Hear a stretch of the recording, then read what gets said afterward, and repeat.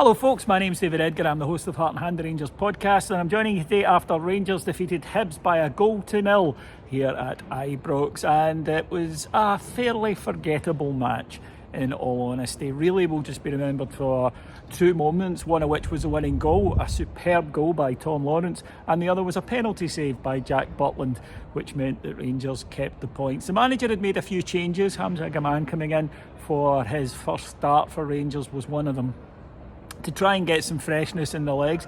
And the first half hour or so went pretty much as you'd expect. Hibs sat in a very low block. They were hard working, they were diligent, they wouldn't give Rangers much space. Rangers created a couple of opportunities, but without really pinning Hibs back, I think, significantly.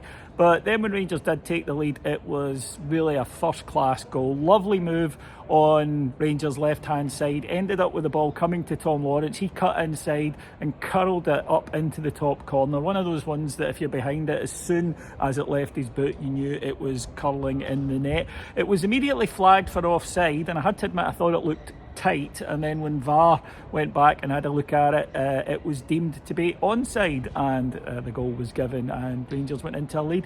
After that, up to half time, I have to say I thought Hibs came right back into it. They were pushing Rangers back and they got the reward right on half time with a penalty kick being given.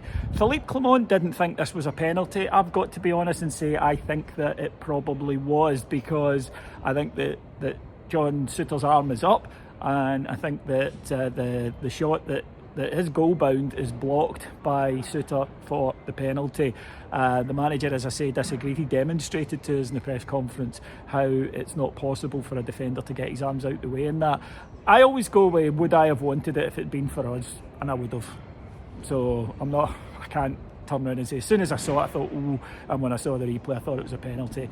VAR unfortunately agreed, and up stepped the almost unpronounceable Hibs striker, the number 99, to take the penalty. He did one of those stuttery run-up ones, but Jack Butland guessed right and saved his penalty. I always think you look a bit foolish if you do that. Looks great if you score it, but otherwise you can look a bit silly.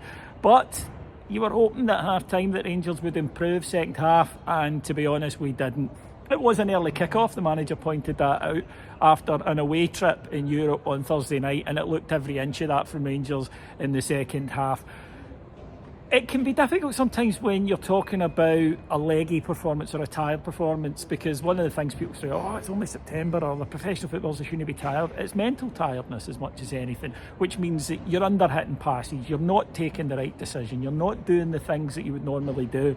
And I thought Rangers were very guilty of that in the second half. We weren't controlling the match, we weren't crisp in our passing, there wasn't enough movement, and the manager made several substitutions to try and get a grip on it, but nothing really happened. And Hibs were decent, I thought 45-70, but then I thought they petered out a little bit. Both teams had chances late on. Cyril Dessers with a header that forced a great save from the goalkeeper, and at the other end Hibs could have equalised with a header that flashed just past the post. But in the end Rangers hold on and get the 3 points. European hangover is a cliche for a reason, we've seen it before, and I think that where we are as a support, you're going to get this, that Thursday night everyone was raving what a great team we were. Today we're rubbish again. Next week if we beat Lyon we'll be great again, and if we want to drop anything against St Johnstone at the end of the world. That's just where we are, I think, in terms of mood at the moment. Me personally, I've seen Rangers teams play worse than that and win 1-0, but those were better Rangers teams and had more credit in the bank. For me it was about getting the result today. Clearly we'll have to be a lot better on Thursday night. We perform like that against Lyon and we will be in severe bother.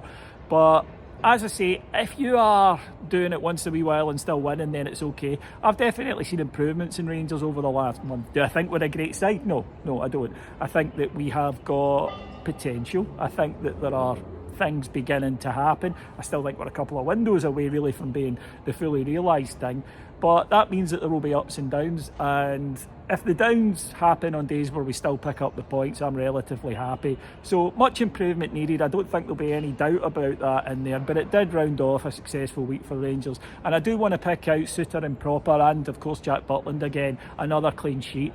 If you get clean sheets, you've always got an opportunity. It just takes them one moment of brilliance for you to win the game. Oh, and here's one for all you old-timer bears like myself out there.